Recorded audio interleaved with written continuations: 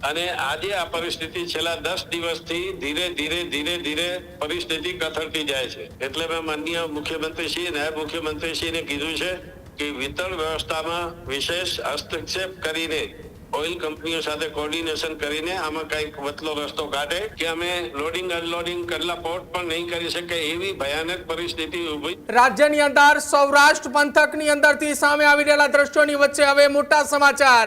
ડીઝલની અછતનો મામલો હવે મુખ્યમંત્રી ભૂપેન્દ્ર પટેલ સુધી પહોંચ્યો છે।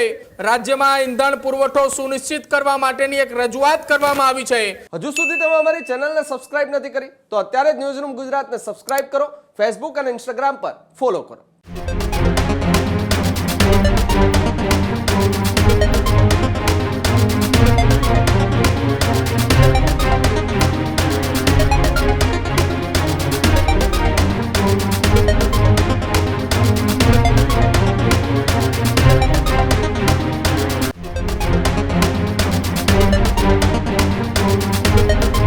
સમાચારોમાં આગળ વાત કરીએ। એક મહત્વપૂર્ણ સમાચાર સામે આવી રહ્યા છે કે જે રાજ્યમાં પેટ્રોલ ડીઝલની અછતની ચર્ચાનો મુદ્દો હવે રાજ્યના મુખ્યમંત્રી ભૂપેન્દ્ર પટેલ સુધી પહોંચ્યો છે।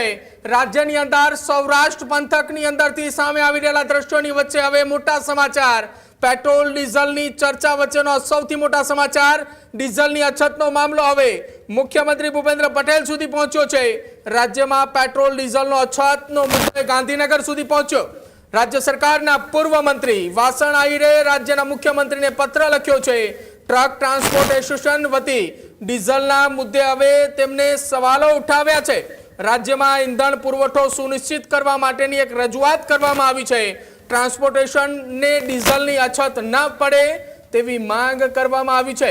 ડીઝલની અછતથી ટ્રાન્સપોર્ટેશનમાં વ્યવસાયને એ વ્યાપક અત્યારે અસર જે છે તે જોવા મળી રહી છે।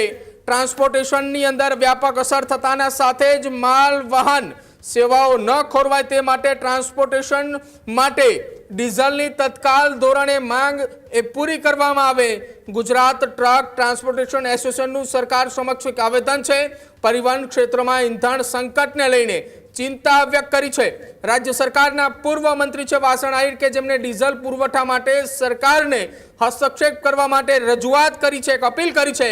આ સૌથી મોટા સમાચાર કહી શકાય કે ટ્રક ટ્રાન્સપોર્ટેશન એસોસિએશન વતી વાસણભાઈ આહિર છે કે જેમણે પત્ર લખ્યો છે આપણી સાથે ફોન લાઈન ઉપર। ટ્રક ટ્રાન્સપોર્ટેશન એસોસિએશન વતી જેમણે પત્ર લખ્યો છે રાજ્ય સરકારના પૂર્વ મંત્રી વાસણભાઈ આહિર છે, તેમની સાથે વાત કરીશું। વાસણભાઈ, સ્વાગત છે પહેલા તો ન્યૂઝરૂમમાં આપનું।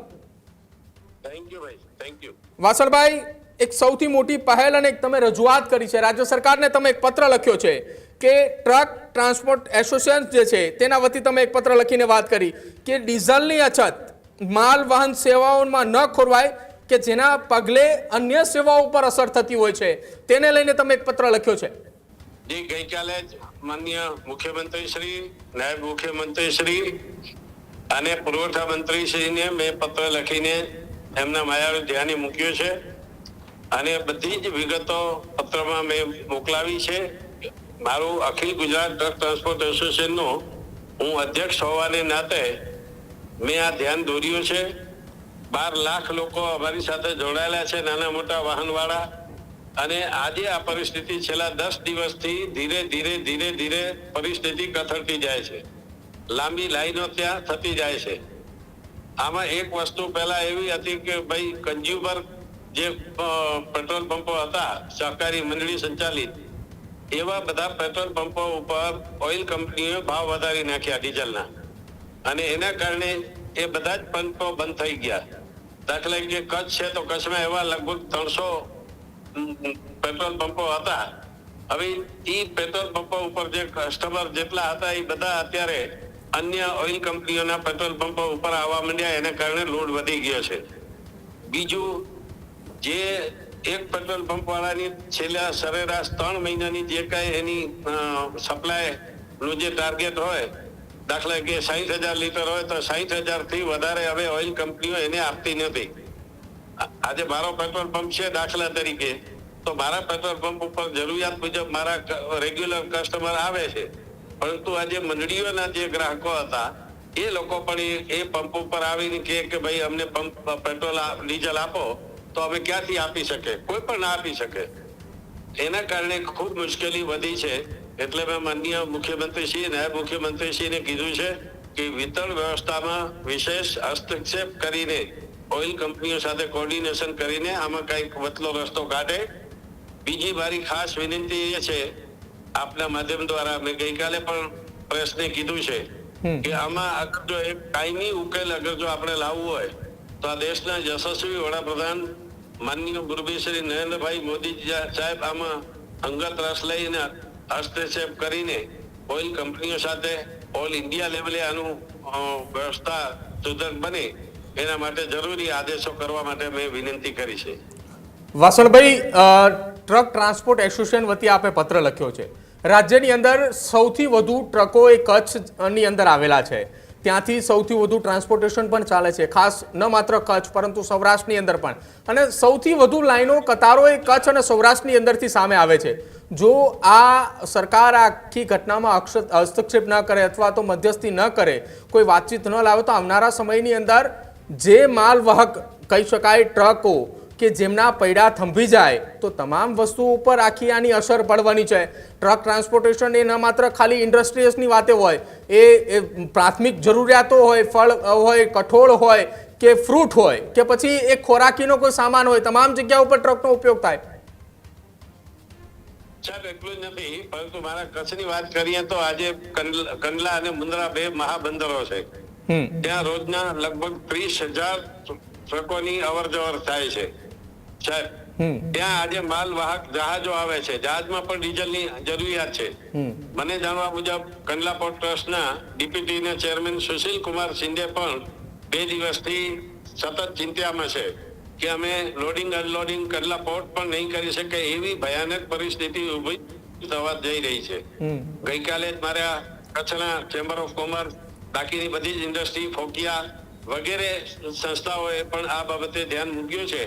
એટલે રાજ્યની સૌથી મોટી સંસ્થા એટલે કે હું જેનું અધ્યક્ષ છું, અખિલ ગુજરાત ટ્રક ટ્રાન્સપોર્ટ એસોસિએશન ની એક વિશેષ જવાબદારી હોય મેં આ પત્ર લખીને ગુહાર લગાવી છે. મને ચોક્કસ સંપૂર્ણ શ્રદ્ધા અને વિશ્વાસ છે કે જનપ્રિય મુખ્યમંત્રી આદરણીય ભૂપેન્દ્રભાઈ અને હર્ષભાઈ સંઘવી અંગત રસ લઈને આમાં રસ્તો કાઢશે અને આ બધી જ બાબતોનું નિચોડ અગર જો આપણને દેખાતું હોય તો દેશના યશસ્વી વડાપ્રધાન માનનીય મુરબી શ્રી નરેન્દ્રભાઈ મોદી આમાં મધ્યસ્થી કરીને અમારો સહારો બને એટલી મેં વિનંતી કરી છે.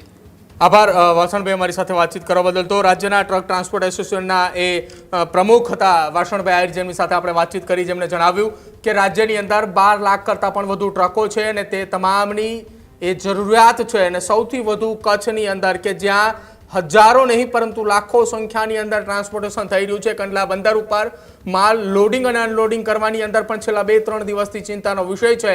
અને આ તમામની વચ્ચે ડીઝલની અછતને લઈને જે અત્યારે ચર્ચાઓ ચાલી રહી છે, જેમાં ટ્રક ટ્રાન્સપોર્ટેશન એસોસિએશનના પ્રમુખ અને રાજ્ય સરકારના પૂર્વ મંત્રી વાસણભાઈ આહિરે રાજ્યના મુખ્યમંત્રી, નાયબ મુખ્યમંત્રી તમામને પત્ર લખ્યો છે અને સાથે જ સમીક્ષા કરી અને આખી આ ઘટનામાં એ જે અત્યારે ચર્ચાઓ ચાલી રહી છે, અછતની વચ્ચે જે બજારની અંદર અફવાઓ ચાલી રહી છે, તેની અંદર તેઓએ સ્વૈચ્છિક રસ લઈ મધ્યસ્થી કરી અને સાથે જ પુરવઠા વિભાગના જે તે અધિકારીઓ સાથે સંલગ્ન બેઠકો કરી આ તમામ વાતનો અંત અને નિરાકરણ લાવવું એ ખૂબ અત્યારે જરૂરી બની ચૂક્યું છે. હજુ સુધી તમે અમારી ચેનલને સબસ્ક્રાઇબ નથી કરી તો અત્યારે જ ન્યૂઝરૂમ ગુજરાતને સબસ્ક્રાઇબ કરો, ફેસબુક અને ઇન્સ્ટાગ્રામ પર ફોલો કરો.